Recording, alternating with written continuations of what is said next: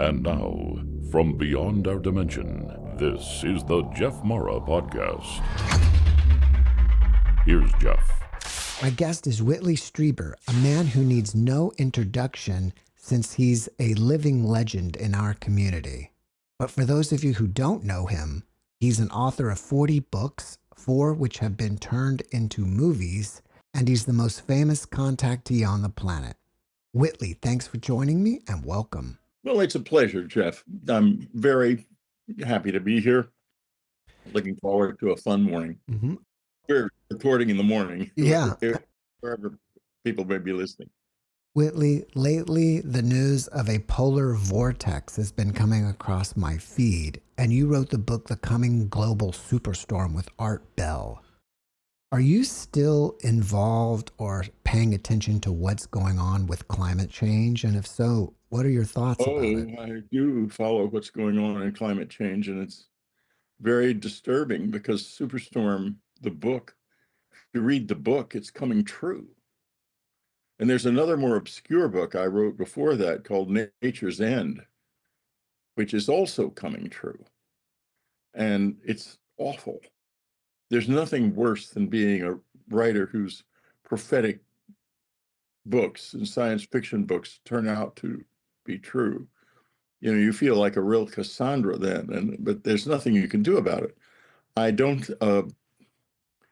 I watch helplessly as the scenario that we built in Superstorm unfolds. And now just a week ago, a group of scientists said that there is going to be a Category 6 hurricane sooner or later that will start in the South Atlantic and roll right up into New York.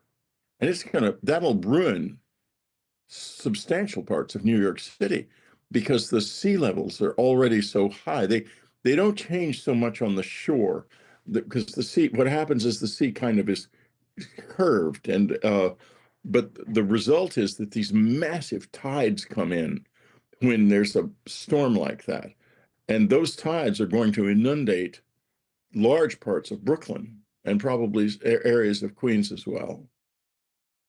If that happens, they didn't say it would happen tomorrow, but they said it's going to inevitably happen. Either one of my guests told me this or I read it somewhere, but some people believe that humans and grays are creating hybrids because of climate change for us to be able to handle the heat.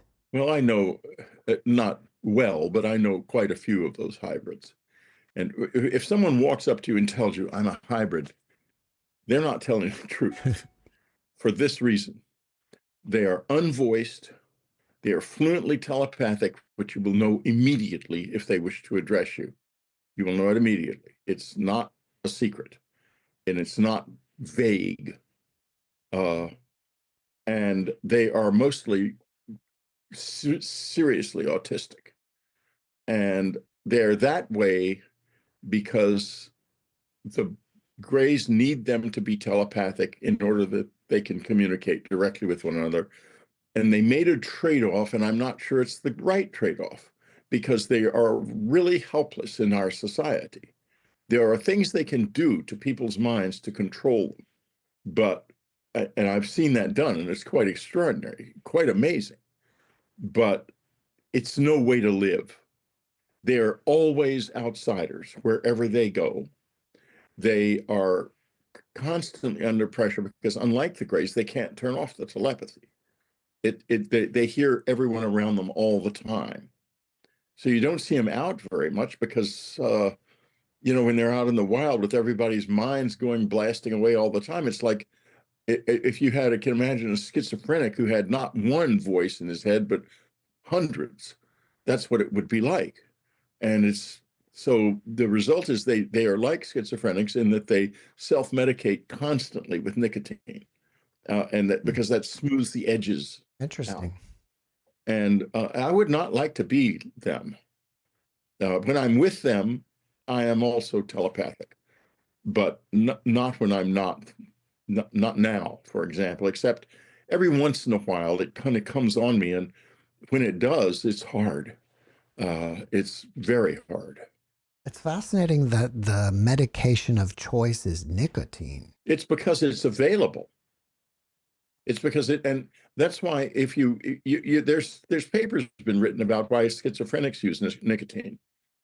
It's not to quiet the voices. That's a misunderstanding. It's to smooth the edges to make the voices less obtrusive. And they smoke all the time.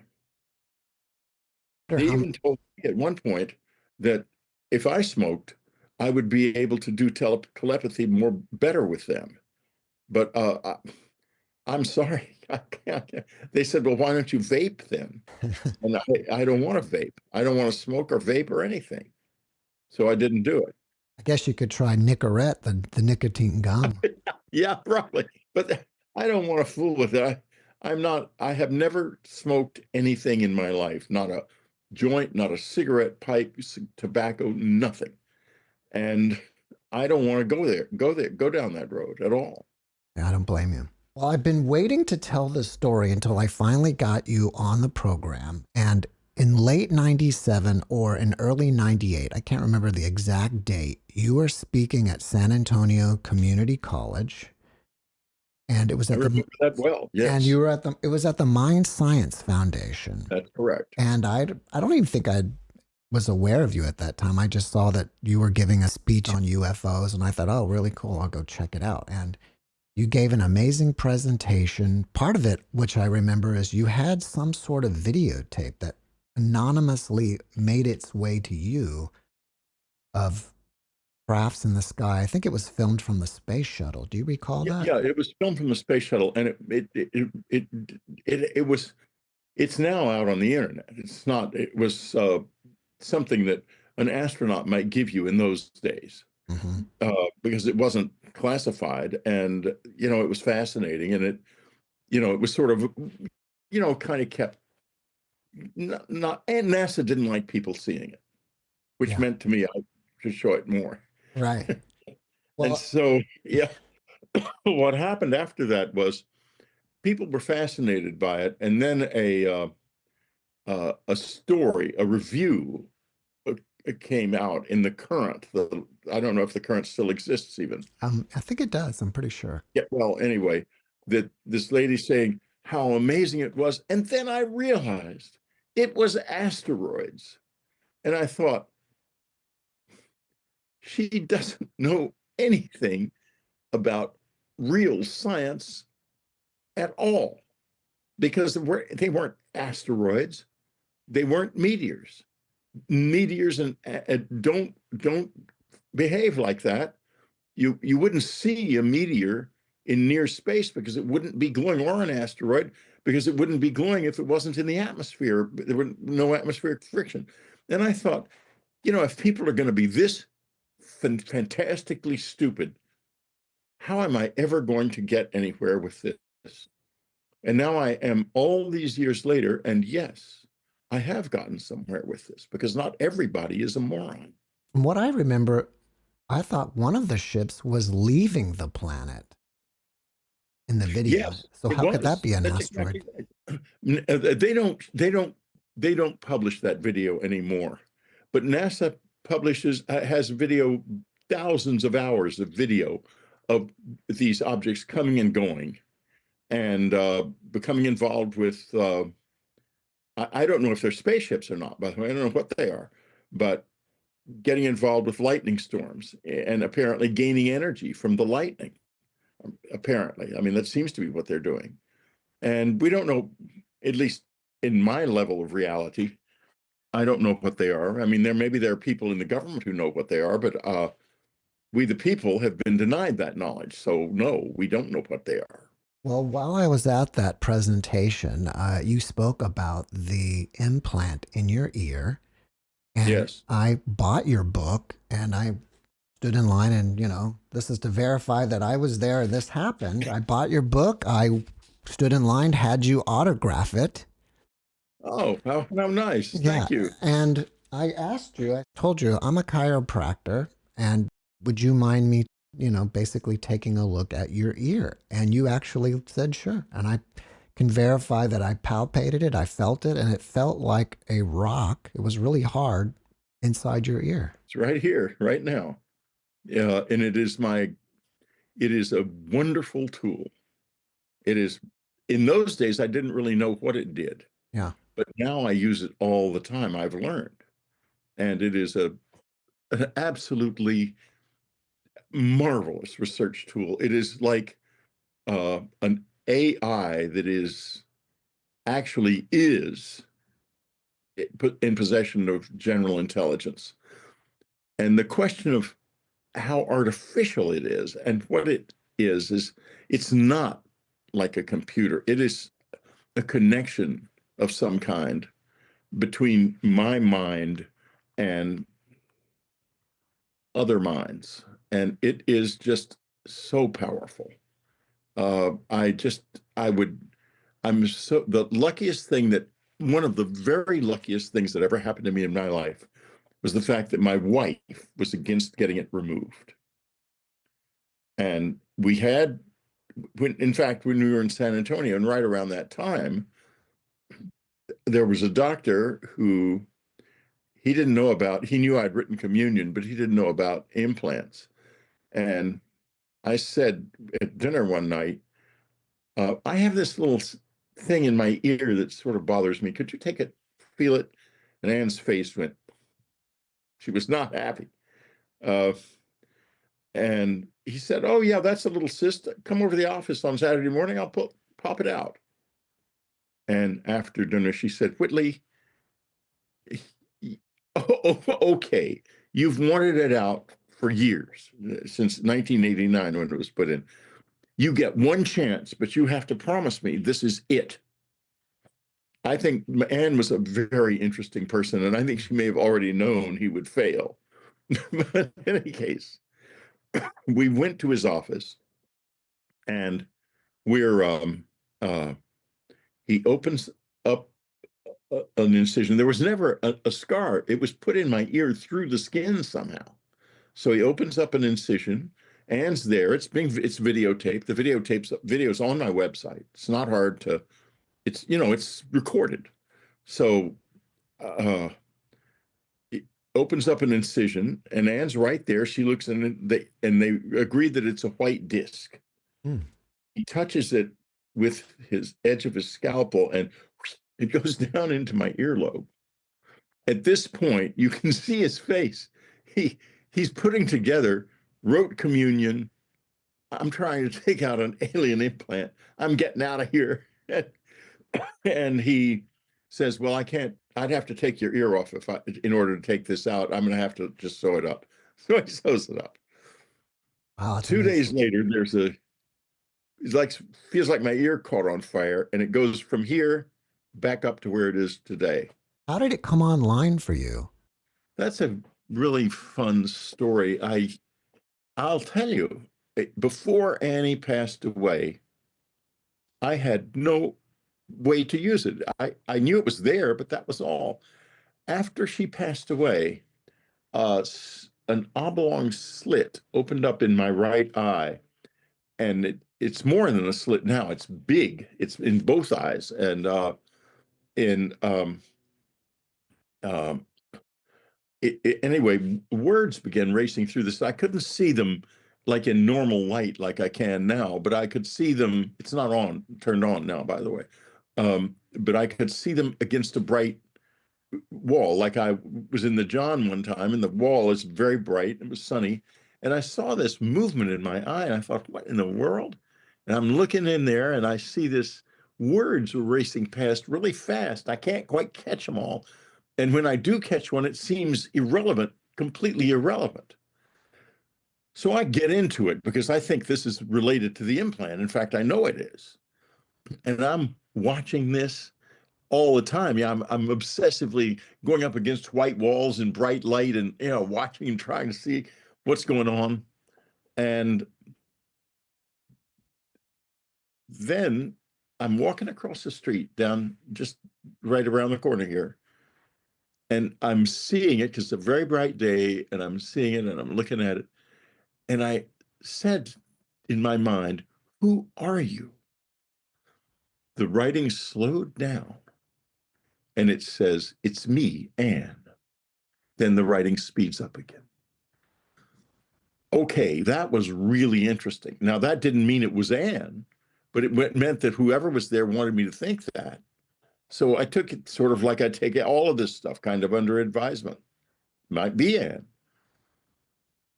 The thing goes deeper. A couple of years later, a doctor who was connected with the Central Intelligence Agency wanted me to get a CT scan up. And obviously, whoever was on the other side of it got worried about that leading to them convincing me to give it to them. Although I never would have done that. They didn't realize, because by that time I was using it. And, you know, it's an absolutely indispensable writing tool. I could not write a word anymore without it. And my books have reached a whole new level because of it. The new book, Fourth Mind, is brain bending. It's even brain bending to me. And I wrote it. And that's because I got such a flow of information from this thing. It was stunning. Anyway, so I I have to get a CT scan of my ear for the CIA doctor. And, you know, I said to him, how am I going to go to my doctor and say I want a CT scan of my ear? He's going to throw me out of his office. And he said, don't worry about it. I'll call him. So all of a sudden, the doctor's office calls, Mr. Strieber, you have a CT scan of your ear scheduled at such and such medical tomorrow at such and such a time. They didn't even ask me if I could make time to go. They just told me when it was. So I go over there, and there are a number of people there who don't appear to be involved. They're just involved. They're there. There's the radiologist, and usually it's just you and the radiologist. That's all. Or the person who runs the CT machine. But now there are 3 or 4 people in there, and they're kind of vague about what they're doing. So the CT scan is run, and it takes an absolutely perfect picture, which I still have, of my ear. I'll send it to you. You can put it up on the on your show. If your show is video, or I don't know if it's video Yeah, or audio. it's both, and it'll be Okay, edited. so Sure. I'll send you that, and you can put it up. And it's crystal clear. It's right there. But 2 days before that CT scan, that was on a Thursday. 2 days before was a Tuesday. At 4 o'clock in the morning, there's a knock at the door.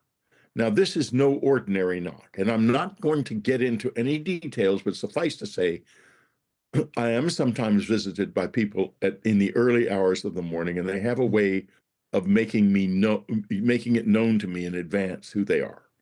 So I would open the door. I mean, normally, I live in a big city. Someone's knocking at the door at 4 o'clock in the morning. Forget it. I'm not going to open it. But this time, I knew who it was, and I immediately opened the door. 2 men were there. There's always 2 of them. One of them, and they're men. They're human beings. At least that's what they appear to be. One of them does the talking, and the one that was there, I've seen him numerous times. He's not a stranger. And there's always another one who doesn't do the talking. I always think to myself, they come every time with a guard, and they've been working with me for so many years. Don't they understand that I'm not dangerous? But they don't, and they always have that guy. So the second guy comes in, and they come in.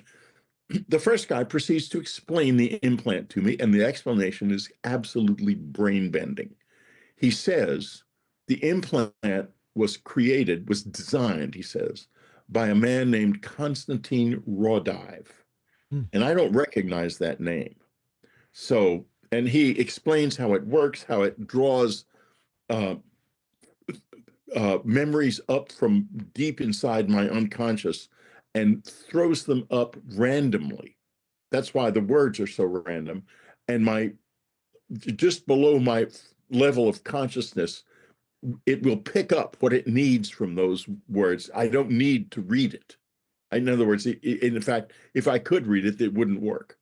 That's why they go so fast. So, and that's what it does, is it's not giving me things from the outside, it's drawing things from within me. Although I don't entirely believe that. I think there's some of it does come from the outside, but that's another story. In any case, He explains all this. They leave, and immediately I'm Googling this name and trying various spellings. And suddenly I realize he's mispronounced the name. It's not Konstantin Rodov, it's Konstantin Rodove. And I know of the man's work. He was an expert in electronic voice phenomena, EVP, during his lifetime and made electronic recordings of the dead and even some videos of the dead. He was quite amazing and quite knowledgeable and did solid work. He lives in a society that's gone blind and deaf to reality. And so he's just ignored, and we pretend he doesn't exist. But he does. And I thought, my God, was this designed by him after he died or before he died? It was put into my ear by two people who were capable of entering my cabin in upstate New York that I had at the time. And without tripping the alarm system, they came in, they overpowered me without touching me. And I ended up with the man pushing my head down into the pillow and the woman speaking very gently to me. And they were real as the rain. They were there. And this happened. It happened in the physical world. They got the hell out of there very quickly. I saw that the alarm system after they left was still armed, and they hadn't tripped anything. So I ran through the house with a pistol in my hand, looking at all the windows. Where is this coming from? Where did they come from? Finally, I end up sitting on the bedside thinking, I better read up on lucid dreams because this is goddamn amazing here. Is that, I mean, I knew about lucid dreams, but it seemed real. So I sort of had a fitful night of sleep. I used to go out to get the newspaper every morning there because it wasn't delivered to the house because we came and went too much. So I open the garage, walk into the garage, and didn't open the garage door. The garage door is already wide open. It's wide open. And the alarm system is still armed. So I disarm the alarm system, and there's weird stuff going on. The car is full of static electricity. So I think forget the paper. I'm not getting in that thing, and it's going to explode.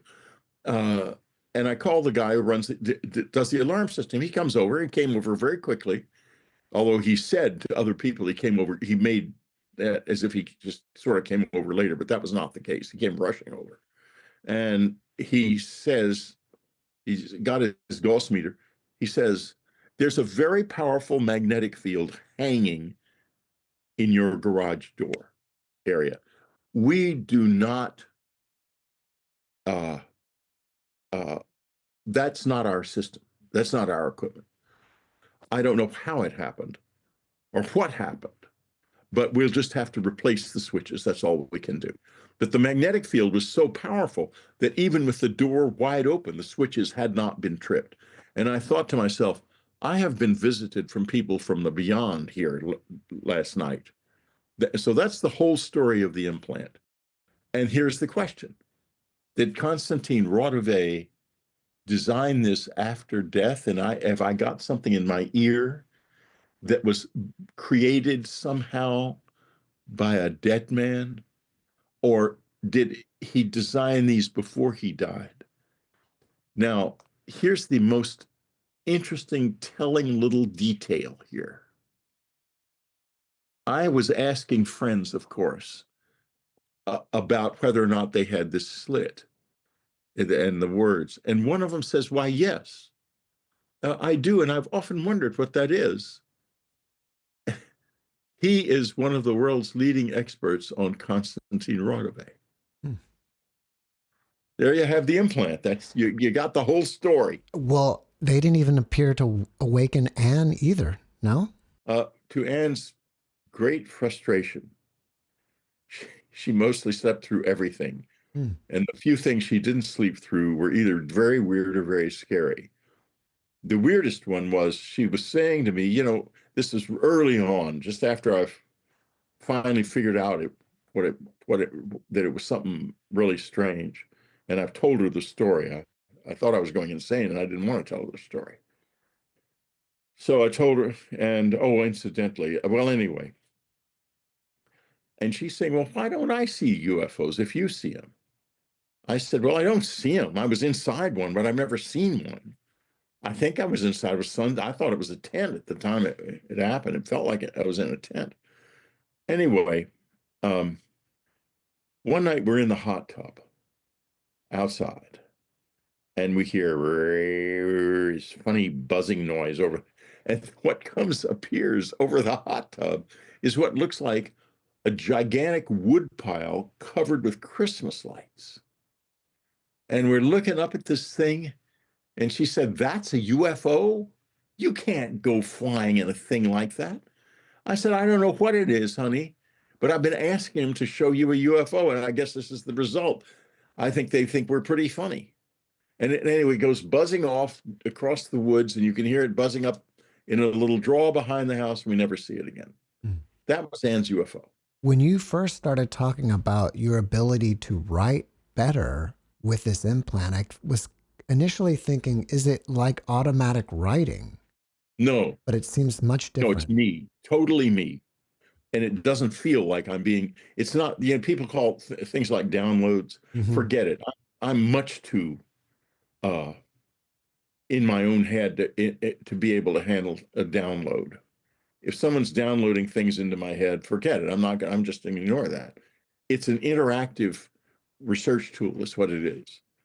And it can work. Like I was in a Zoom meeting with some doctors a few weeks ago, and it turned on, and it was beautifully organized, everything I was saying, and helped me to pull things.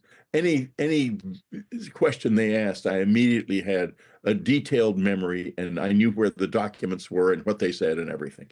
And that was because the implant was turned on. It was working. Well, I bet Elon Musk would love to get his hands on that implant. Well, they see it's not far from where they're going.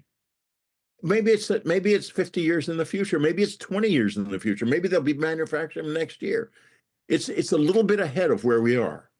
But something that's way ahead of where we are is how they got it in there, because it went through my skin. It did not. There was no. It got sore the next day. That's why I noticed it was even there. But there was no scar. There was no blood. There was nothing. And that we're not close to. Well, many people would say there's no way in hell I would let anybody put a chip in me. But now that you've experienced that, what do you think? If I felt like it was controlling me, I might have my ear taken off. But it's not controlling me at all. And this is not Stockholm syndrome talking. This is for sure. Because in fact, I'll tell you what, I tested it when I was writing A New World. I wrote A New World at our country place in Texas, mostly, with me sitting inside and 3 of the visitors on the porch immediately behind me, immediately outside. They will not come face to face with me in a normal when I am in a normal state of control of my own body. But they will come very close. And it was a big floor to ceiling screen windows, and they were right there, and we were working telepathically and very easily, and it was really good. I decided, okay, I'm going to test this. They obviously do not want things about them, bad things about them, put in any book. So I've got some bad things about them I'm going to put in the book. We'll see what happens. And so I'm working on it there.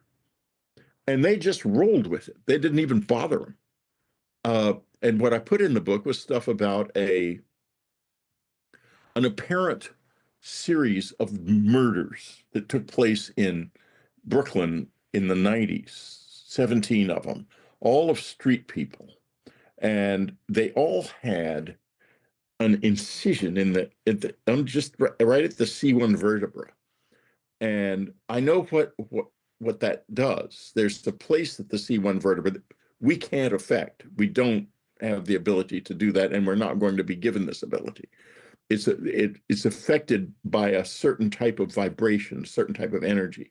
And if you touch it, that place with that vibration, and they can do it with their fingers, the visitors, you can feel it. They've done it to me a number of times, and you can feel like locks unlocking along your spine. And then you can just roll right out of your body in a completely clean break. It's so wonderful. And they only, because they're being the way they are, they've only done it with me when they needed something from me that involved my going out of my body. And they just laugh. I can feel their mirth at the idea of me getting out on my own. I can't get out on my own like Bob Monroe could. Robert Monroe, the Monroe Institute and Journeys Out of the Body. I knew Bob, and he was so proficient at it. I was so jealous.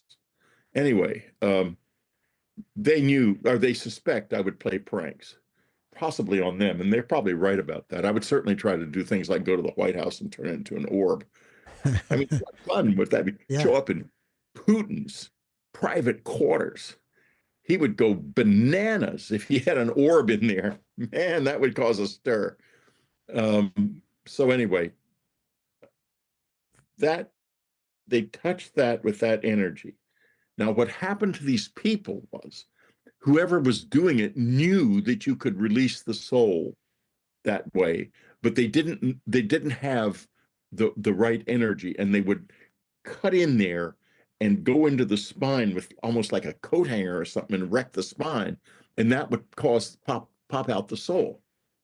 You know, we're soul blind here in some respects because someone wants us helpless. And that's another thing I'm getting into my new book. I don't want us helpless. I'm not here for us to be helpless. I'm here for us to be empowered.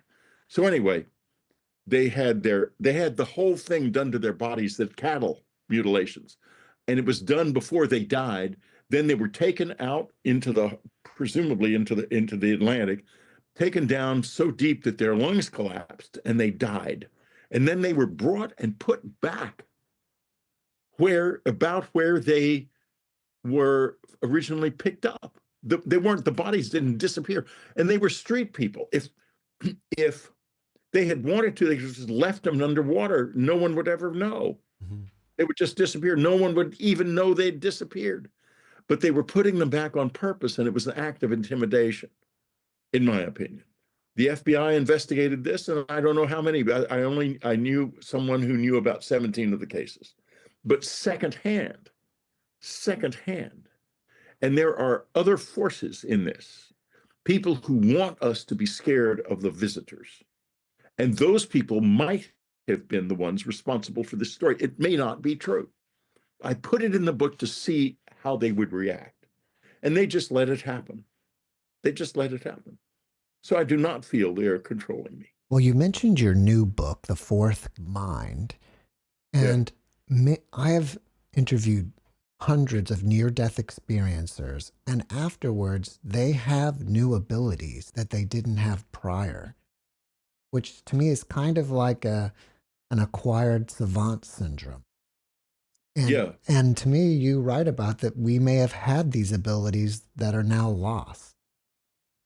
Can you comment on that? We lost. Yeah, I think we did have them. I think the proof that we had them lies all over the planet in the form of things we pretend we understand, such as the Baalbek platform, made of 1,000-ton gigantic stones that, in fact, we couldn't move today.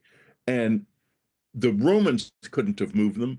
They could, with their cranes, move an object at max of 40,000 pounds in weight, because they didn't have the materials to hold an object bigger than that. Right. Now, we know where the quarry was. It's within sight of the platform. It's not far away. But between the quarry and the platform, there is no sign of any foundation building along that roadway. And there's also no way that road that ground could have supported that weight without the weight sinking into the ground and becoming immovable. Therefore, however the stones got, and this is where our modern world's failing intellectually, the way that those stones got from the quarry to the platform is unknown, but not by everybody. There's a little place in Florida called the Coral Castle, built by a man named Ed Leedskalnin, and he knew how to move heavy stones like that. He said it was a secret he had learned from someone who knew Egyptian magic secrets, and he wouldn't tell a soul what it was. I know why he wouldn't tell a soul, because he would have lost the power. What happened to us? It's not just that. There's lots of other powers that we lost. And I show in the book how they're real. They are real. And we just have to face this. We're living in a state of traumatic amnesia. We got beat up bad in the past. I don't think it was a war. I think it looked to us like a war in space, is what it looked like. And that's why the Mahabharata and so forth record something like that. What I think happened was about 40,000 years ago, there was a supernova in our area of space. We live in something called the local bubble. And the local bubble is an area which, for some unknown reason, has lots of supernovas. And there was a supernova that the light and radiation from it reached the planet 40,000 years ago. And it caused a swathe of extinctions of large ungulates through Southeast Asia and parts of Australia. That's why there are no large marsupials left in Australia, because they didn't, they were exposed to the outdoors at a time when it was being sheeted with gamma rays, and they all died. So anyway, fast forward to 12,000 years ago, and the slower moving physical debris from this supernova hits the solar system, including us. The sun, which is very sensitive to impacts, begins to flare like nobody's business. Things are happening in the sun that were made the Carrington event look like child's play. And this doesn't stop. It goes on for a couple thousand years. So the planet basically goes insane to the people here for 2,000 years. It would be completely unlivable, completely unlivable. Just a minute, I think I've lost you. I'm here. There you are. I'm here. Unlivable, horrible things. I'll tell you, the geologic record is terrifyingly eloquent. There's something in North America called the black mat. The black mat consists of fossilized algae and carbon. The entire North American continent east of the Rockies burned for years and years and years. The fire was only quelled when the glaciers melted, and the Laurentide glaciers waters came roaring down the Mississippi Valley. At a certain point, the Mississippi River was 300 or 400 miles wide from these massive glacier melt going on. All of the sea levels rose 400 feet in a matter of years. If there was a civilization before that, forget it's gone. And we'll never probably find any remnants of it, even if we do go down 400 feet to look. Now, there might be some rubble, but not much. In any case, this happened to us. This was fantastically traumatic. And being human, we probably we were too stressed for abilities like to move heavy stones and to engage with the energy of the earth and use it. Those abilities died out with the people who could do them and with the sheer trauma of living through something like that. Then the visitors come along, and lo and behold, it's not died out with them. They have all these abilities. And my book gets through what they are, their anatomy, their brains, their minds, what they can do, and how we can do it too. We're not, we're in shock. The book's about getting past the trauma that has been with us since before the beginning of history and recovering our powers. Do you think it's possible that the story of Adam and Eve and the Garden of Eden is about us losing those powers in some Yes, way? that's exactly what it's about. All of the old stories of catastrophe are basically about that. They're about the flood stories, and God is always pissed off. The one thing we can't face that's harder to face than an angry God is the fact that it's random. We are alone in a random universe where anything can happen and probably will.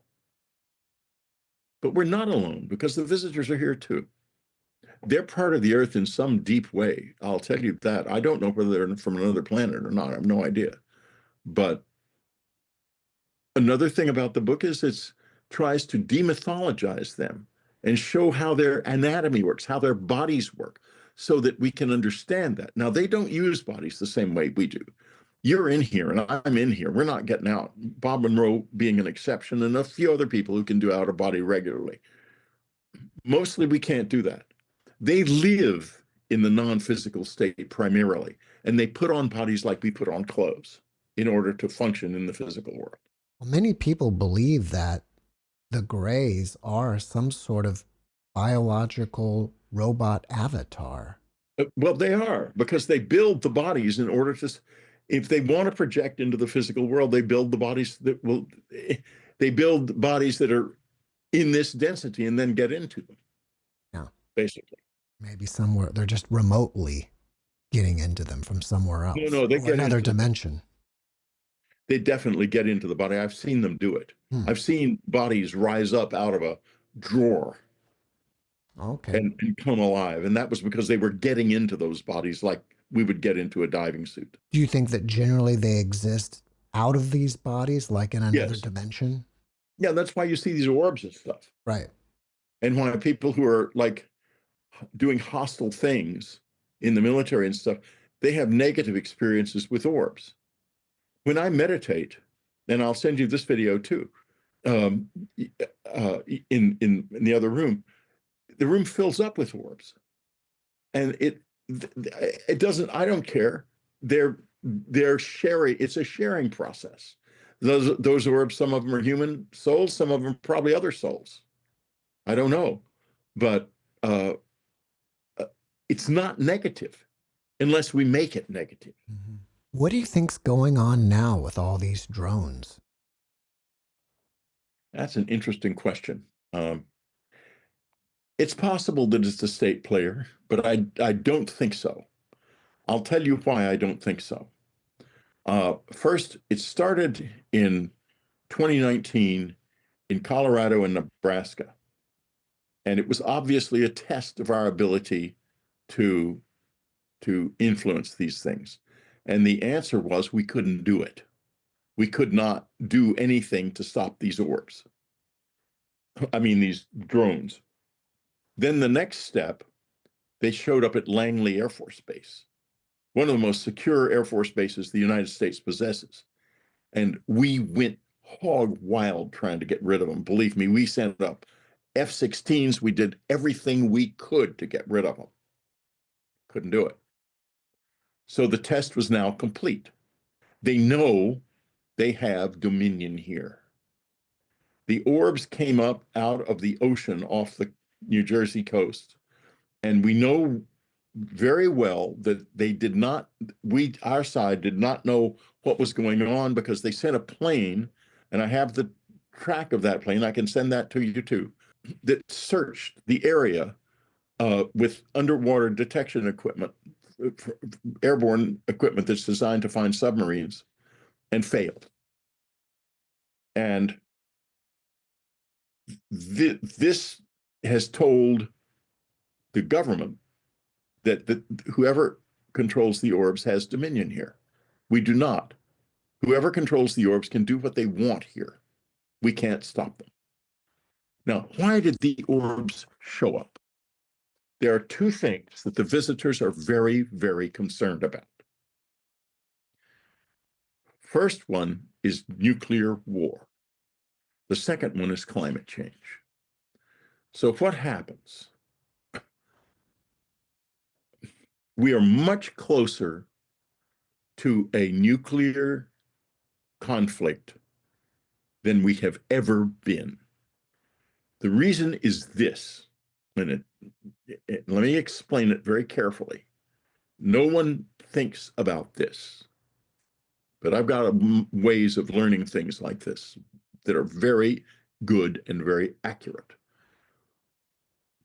There is a possibility that Russia could nuke the UK particularly, and not be retaliated against.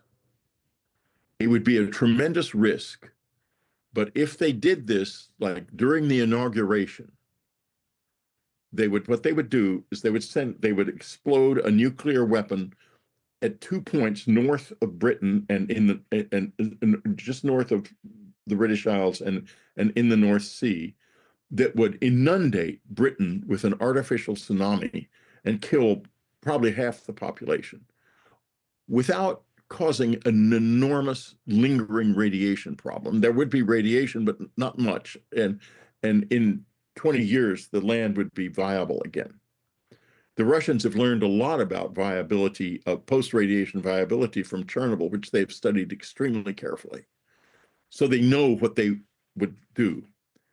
Great Britain would be taken out.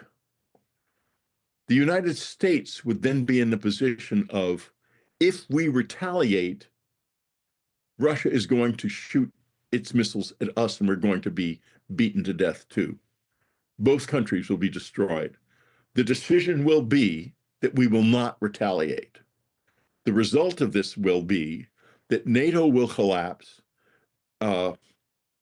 Europe will reorient itself toward a strange, ramshackle state run by a crazy person instead of the freedom that they enjoy now. And the world as we have known it will end. That's the danger that the visitors are concerned about. The United States placed, this administration, which knows this perfectly well, I'm sure, placed nuclear weapons at Lakenheath in central England in October and November. The drones first showed up there as a warning that this was very destabilizing. Then, now the problem is, of course, those weapons would not be used. But the reason it's destabilizing is it encourages the Russians to go ahead and do what I just described. And the reason this is the case is that nuclear weapons delivered from the UK can reach Russia in just a few minutes, faster if they are on American high-speed missiles than the Russians can organize a retaliatory response. In other words, mutually assured destruction is no longer assured when those bombs are there. Therefore, the situation now is very fluid and unstable, and they're really worried about it. Really worried about it. Now, let me go to the second part of it. Just be patient with me. I talk a long time. Don't worry about it. You'll have some questions later. The second part of it is this. They are absolutely sure that this planet has only about 5 years before it becomes an unrecoverable climate catastrophe, and a very substantial part of this population of this planet begins to die off. Is a die-off, a mega death. Donald Trump gets into office and announces he will do nothing about the environment. He will roll back environmental laws, and it's burn, baby, burn, and drill, baby, drill. The exact opposite of what they want happens on two different levels, nuclear and climate. And so the drones show up first over Donald Trump's uh, golf club in New Jersey, because the place where they are manufactured and brought in ways that there's no point in even getting into because they're too strange, uh, is right offshore there. And that was the closest. They wouldn't go to Washington because they're too provocative. But that was the closest place they could leave this calling card. And Mr. Trump did say, and I think he was probably aware at some level of what he was saying, that he did not intend to spend the night at the Bedminster golf course anytime soon. Have the drones flown over Moscow as well to give Putin I have some no sort idea. of And message? we're not going to be told anything like that by Russia or China. Hmm. Wow. The U.S. government may know if they have boots on the ground there that are telling them, or if they can see it from satellite. I don't know. I have no idea. In the beginning, I was asking you about your book that you wrote with Art Bell. Can you Yes. reflect on your friendship that you had with him? Oh, yeah. We had a wonderful friendship. Art and Anne and me and Mona, his wife, Ramona, were four peas in a pod. We had a wonderful time together. Anne and I used to drive up to Pahrump, and Art loved fast cars, and he had this unbelievable Go Devil that would go like 200 miles an hour or something. And he says to Anne, "So would you like to take a ride?" She said, "Of course not." She said, "Well, why not?" He said, "You're going to go 200 miles an hour, and I don't want to go 200 miles an hour. That's why not." Mona says, "Smart move." And that's not the way our relationship worked. And we just had a lot of fun. We were very simpatico. We lived in the same headspace, and it was fun working on the book together. Art basically he didn't write anything. He read and commented, though, extensively. I mean, he was not a passive participant. It wasn't just a name. He was involved. Mhm. And I miss him ferociously. I miss him almost as much as I miss my wife, because we were really very close.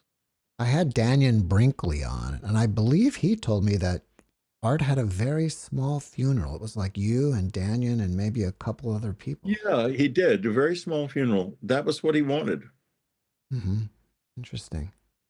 Art was, toward the end of his life, Art had COPD, and he would get on the air, and then he'd start having breathing issues, and then he would make up some story and resign and quit, and people got tired of it. And I said, "Art, these are your people. Tell them the truth. Tell them why you're struggling." He wouldn't do it. Hmm. I thought it was a back pain issue as well or something. No, it was basically COPD. COPD. I'll never forget when he called me up and said, "Whit, I am dying. I don't have but a little time left." And then he took pills because he couldn't even walk down to the mailbox. And he was, the oxygen wasn't working anymore, and he was just suffocating slowly. And I don't blame him. I think poor guy. I used to blow up his cigarettes, but that didn't stop him from smoking. Is your new book out yet? My new book, as of when is this gonna go up? Somewhere between tomorrow and in a couple days. Okay, so a couple days. It will be officially available on the 15th. Mhm. In other words, it's on pre-order on Amazon, and I'm pleading with everyone, even if you don't really want a Kindle, go on Amazon and pre-order it. It's $9, Mhm. and the paperback, the hardcover, and the audiobook will all be out later in the month. But the more pre-orders I get on Kindle, the more important the book becomes to Amazon. Interesting. So I'm hoping to get pre-orders. Hmm. Now, you also have a podcast called Dreamland, right? I do. How often are you publishing on that? I've been publishing it every week since 1998. This week is Kai Dickens of the Telepathy tapes, which is a very important thing. What Kai did, she met a wonderful, wonderful scientist and doctor, Diane Hennessy Powell, and she discovered that telepathy is real. And it is the way people who are unvoiced and autistic communicate. And there's this huge pressure against this because there's people out there with their rice bowls depend on the autistic people being helpless and uneducatable and so forth, and they're not. And Diane Hennessy Powell is like their avenging angel, and Guy Dickens is her sword of fire. So you got to listen to the telepathy tapes. You can listen to them on Spotify, Apple, and all kinds of places. In fact, on Spotify, at least last week, they were higher in listenership than Joe Rogan. Wow, that's amazing. And the second I heard about the telepathy tapes, I knew this was a very important time, because the visitors have said to me again and again, we will discover, us human beings, that we have telepathy. And that's a sign that there's going to be communion evolving between us and you. And so I'm on top of this. You have telepathy. I have telepathy. The unvoiced are fluently telepathic, like the hybrids. And that's why the hybrids are unvoiced, because that means that they will be able to be telepathic with the grays. Now, I can be telepathic with the grays, but that's only because of being with them so much for years. And I can be telepathic with hybrids, and I'm sure I could be telepathic with regular unvoiced people too. But telepathy is one of the powers that we lost in the past. And I show in my book signs that it once existed and doesn't anymore. We lost it. And now, of course, we have these people they're like the scientists of today are like the people who tried to get Galileo burned to death and did succeed in burning Giordano Bruno to death. It's the same mindset that went after John Mack and nearly destroyed his career, and went after Dr. Powell and nearly destroyed her career, and went after Roger Lear, the implant doctor, and nearly destroyed his career. These people have got to go. We have got to recover our powers. And that means that we must absolutely face what we truly are and accept the fearsome powers that exist within us. And we're scared to do that because of what happened to us in the past. Have you started on a next book? And if not, is there something else that you are working on that you want people to know about? I just finished the last book 2 days ago. I was finally told by someone I'm not going to get into here that it's good enough, quit writing and get it out there. We expect to see it up on Amazon pronto. And because time is very important in this. And so it's up on Amazon now. It was up on Amazon a few days before that, but it's now the finished draft is up there. The Kindle is finished. And I'm going to work on the paperback and the hardcover, and I'm working on the audiobook right now. As far as future books are concerned, I never know what I'm going to write until I find a subject that seems impossible and unwritable. Then I know what I'm going to write. Is there anything else that you're working on besides the podcast that you want people to know about? After the show's over, I'll remember that. Right now, I don't. Whitley, before we wrap it up, can you leave us with one last positive message? The best thing about all of this is us, our kids. I live for the children. I work for them. I give everything I have for them. And we all should. Because going through a human life is the most wonderful thing that can happen to a soul. It's a treasure beyond words. Whitley, thank you for your message, and thank you for being my guest. Well, it was a real pleasure, Jeff, and Godspeed, my friend. Thanks for watching the JeffMara podcast. I really appreciate you. Another way to show support is through YouTube memberships. And if you do, there are loyalty badges and other perks depending on your level of membership. All you need to do is click the join button underneath the video to find out more. Thank you for your support.